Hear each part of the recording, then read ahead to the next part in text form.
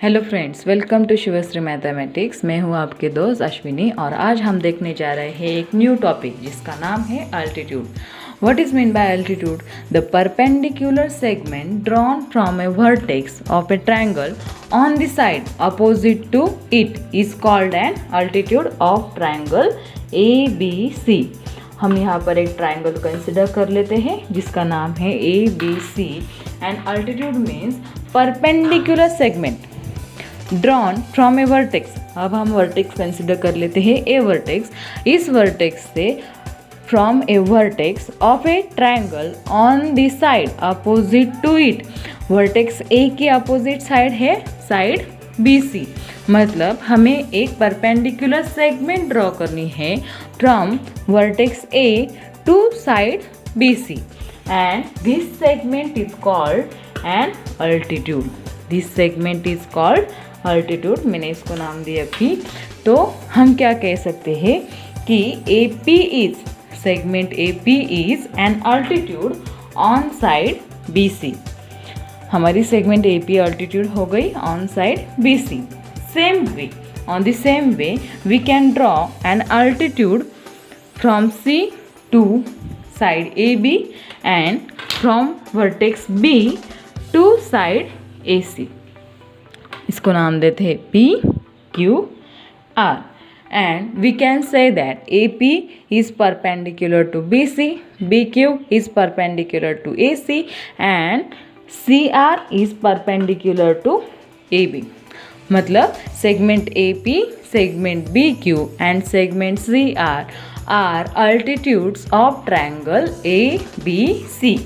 तो हमने यहाँ पर क्या देखा कि एक ट्रायंगल को एक कुल मिलाकर 3 अल्टीट्यूड्स होती है।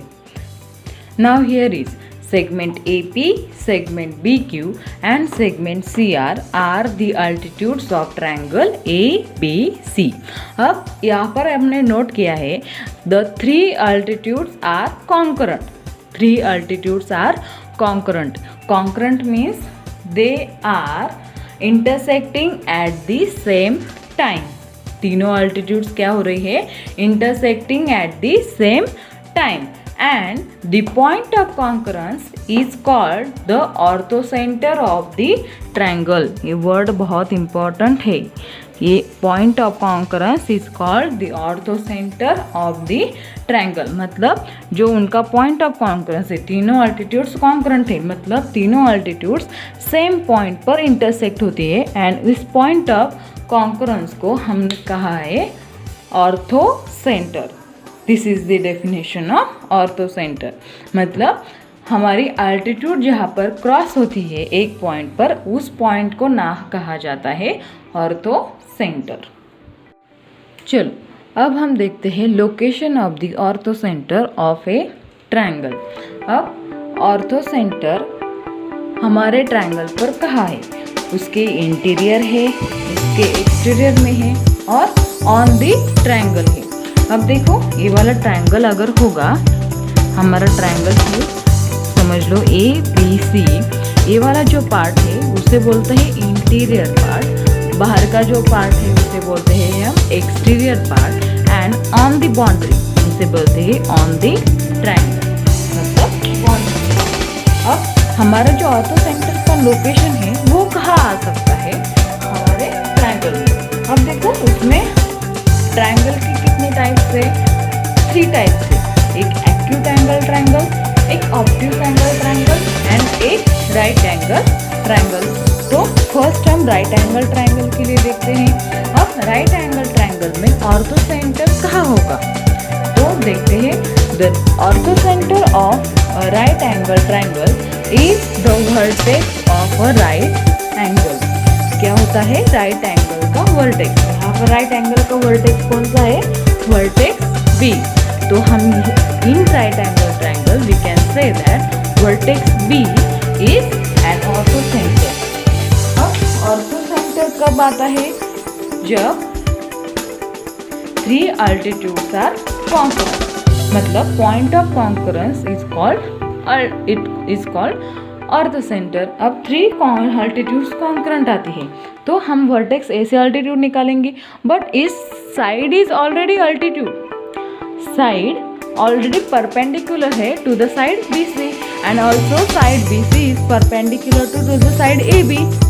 Therefore, AB, side AB is also called an altitude and side BC is also called an altitude of triangle ABC. Now we can draw the altitude from vertex B to its opposite side. From vertex B to its opposite side, we can draw here an altitude. Name this altitude point D. Now this point is called point of concurrence, and point of concurrence is also called orthocenter. Now we can check it for obtuse angle triangle. Now look at it. The orthocenter for position of orthocenter for the obtuse angle triangle. Here we can find the position for orthocenter in obtuse angle triangle. It is an obtuse angle triangle because its degree of B is greater than 90 degrees. Therefore, it is obtuse angle triangle. Now we can draw the altitudes from vertex A, from vertex B, and from vertex C. For drawing the altitudes, we cannot draw the altitude from point A to side BC because there is no 90 degree or perpendicular sector is drawn. Therefore, we can do small change. We extend the side BC, and here also we extend the side AB because from vertex B we can also not draw the altitude to side AB. Now draw the altitude from vertex A to side B, and here draw the altitude from vertex C to side AB. Now here altitude from A and altitude from C are drawn. Now we can draw the altitude from point B to side AC. Here but these three altitudes are not concurrent, मतलब ये तीनों altitudes एक point पर intersect नहीं हो रही है. इसके लिए हमें एक छोटा सा चेंज करना पड़ेगा. यहाँ हम एक्सटेंड करते हैं अल्टीट्यूड ए से निकली हुई अल्टीट्यूड एक्सटेंड की हमने. उसके बाद हम बी से निकली हुई अल्टीट्यूड एक्सटेंड करेंगे और उसके बाद पॉइंट सी से निकली हुई अल्टीट्यूड को एक्सटेंड करेंगे. ये देखो हमने पॉइंट एक्सटेंड किया तो हमारी जो अल्टीट्यूड है वो कहाँ पर इंटरसेक्ट हुई. हमारी अल्टीट्यूड इंटरसेक्ट हुई इस ट्रायंगल के बाहर. वहाँ हम देते हैं पॉइंट ओ. ये हो गया हमारा location of orthocentre of obtuse angle triangle. कहाँ पर है हमारा location?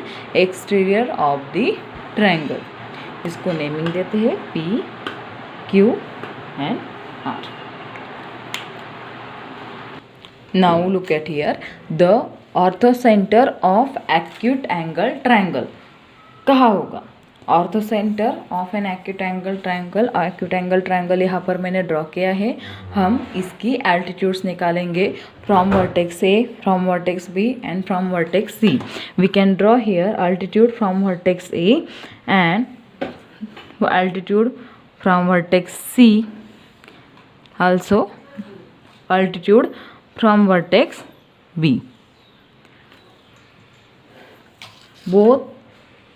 All the three altitudes are concurrent at one point, and this point of concurrence is called orthocenter O. And we can see that the orthocenter is in the interior of the triangle. Orthocentre interior में आया. For right angle triangle orthocentre vertex पे आया. कौन से vector vertex पे? Vertex of the right angle. For obtuse angle triangle orthocentre कहाँ आया? Exterior of the triangle. And for the acute angle triangle orthocentre कहाँ आया? Interior of the triangle. Thank you.